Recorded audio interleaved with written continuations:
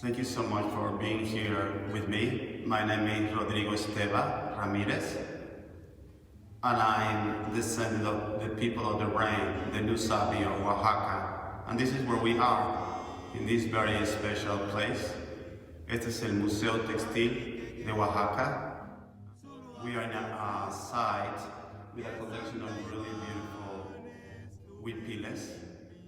Huipiles are clothing worn by the woman in Oaxaca, and they tell the story of their communities. They talk about the way they perceive the world. I've been reflecting about the body also as a depository of our memory. So this class will focus in different concepts that are taken directly from iconography, specifically from the Códice Borgia. The Códice Borgia is a document that was able to survive colonization. It survived being burned, like many other documents. And it's really special for me to be here because my ancestry from this land.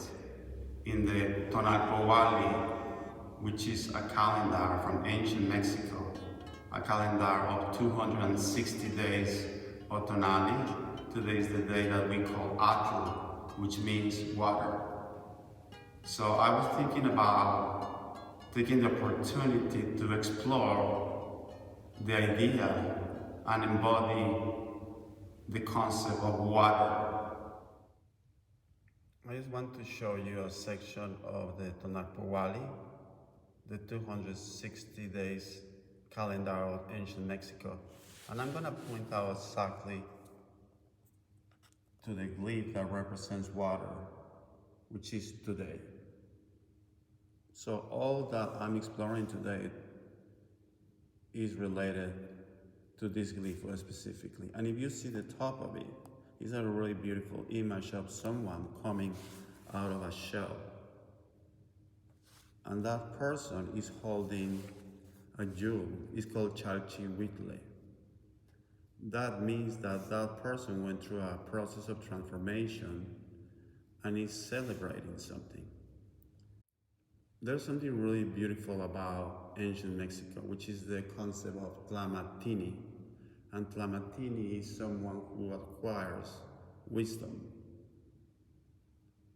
And wisdom is understood as the knowledge that you acquire, not only through your rational mind, but also through the development of perception or developing your sensibility.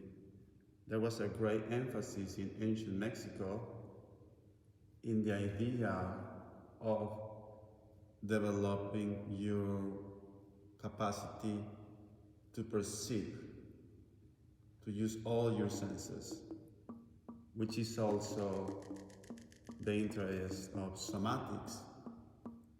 While I was studying specifically release technique in New York in the 90s, I was really interested in this idea of the techniques that came out from this reflection of this idea of looking towards the inside.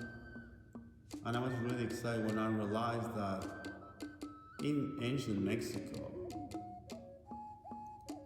there were like thousands of years of interest in this concept. Ahora quiero que imaginen su cuerpo compuesto de agua, recorriendo todo su ser. Now I want you to imagine your whole body composed of water.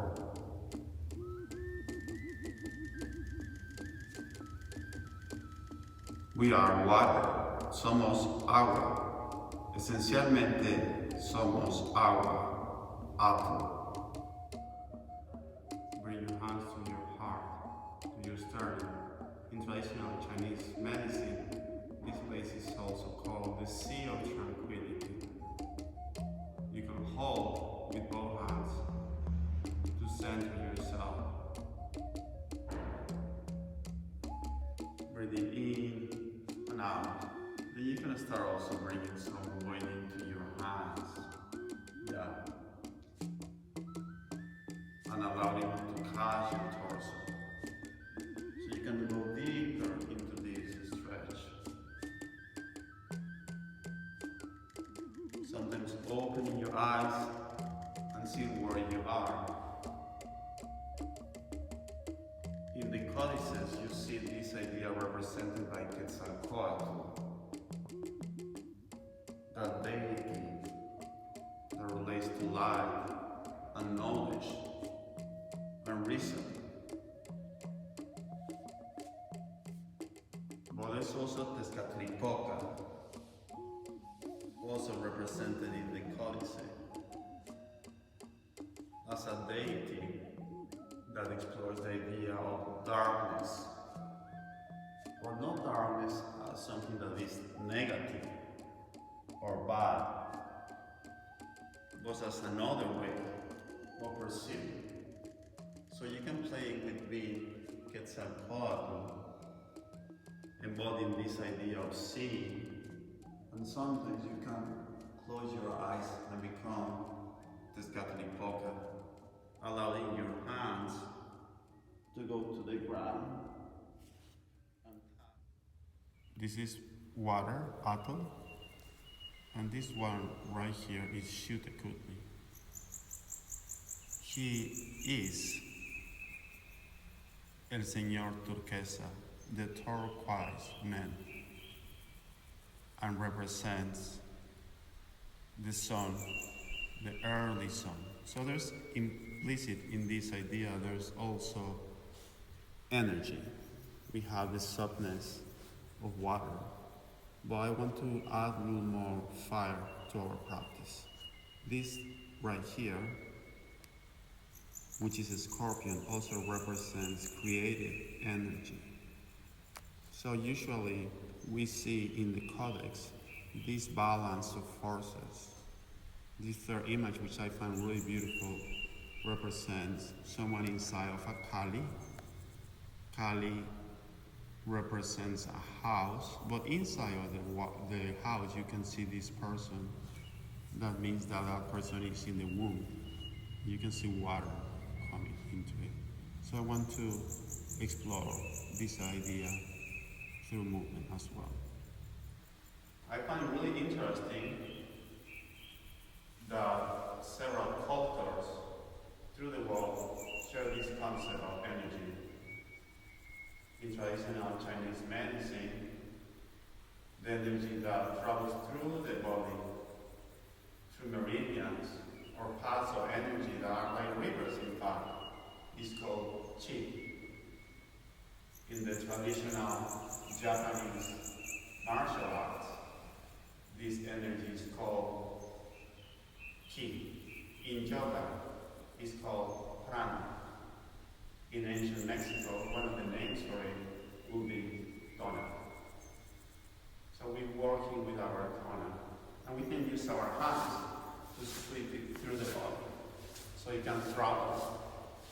And I go from my center, shoulder, my heart, that's the name in Nahuatl, and then I allow it to travel to my arms through the outside.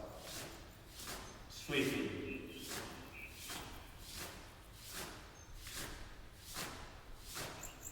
And I can do that to my heart and legs, because I let it travel down.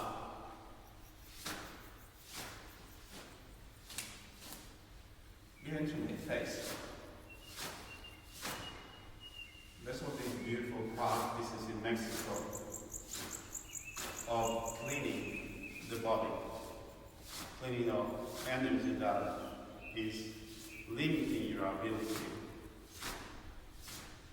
or your fears, your notions of limitation. And then you can just get rid of it just with this process of pushing down.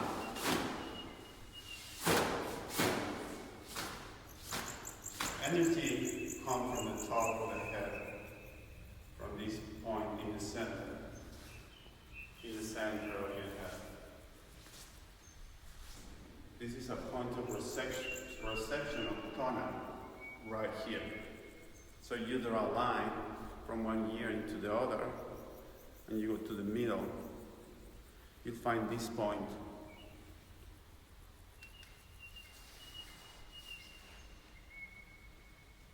That gathers energy. In traditional Chinese medicine, this is called the 100 meeting points. In yoga, this is the crown chakra. The idea is the same.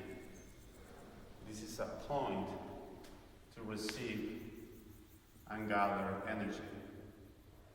So I'm going to bring this point to the floor, and I'm going to move from side to side, and essentially I'm kind of pressing it at the same time that I breathe in and out. This is to start, but then I'm going to start simply moving further, using the floor to give a massage to all the skull that is composed by different bones, and then shifting my body accordingly so I can visit every corner of the skull.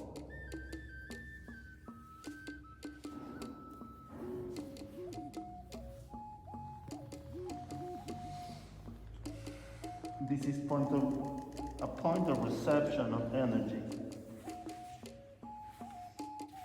And I can just bow into a sitting position once again. I sit and I let my feet fall to the side. And then I'm going to go to this point in the feet that has a really beautiful name. And it comes from traditional Chinese medicine. It's called bubbling water. So mirror will be my eyes, so I can help you to locate it. And it's right here. I see dancers usually touching this very important point. It's the only acupressure or acupuncture point that is located on the sole of the feet. And it's very important because it allows you to drain excess of energy in the body, or also to absorb energy.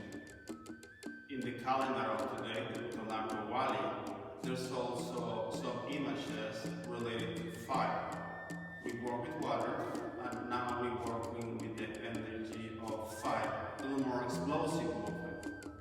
So you find a point in the space, and you can create a couple of movements maybe that connect with this energy that is more awake. And you can use your breath to support your movement if you want. So I'm going to do it.